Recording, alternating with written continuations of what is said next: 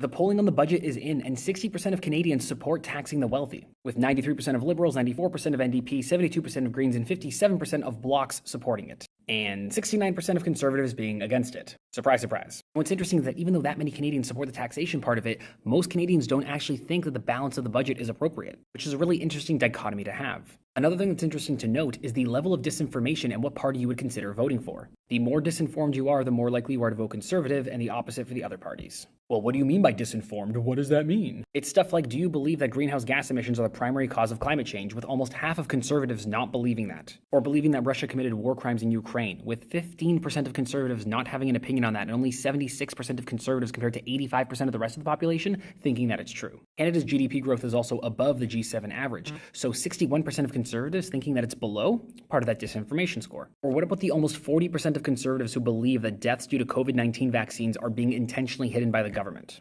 Yikes. I am sure the comment section of this video will be very pleasant and lovely with no arguments or horrible language being used. I want you all on your best behavior now. Leave your thoughts in the comments down below. This is going to be fun.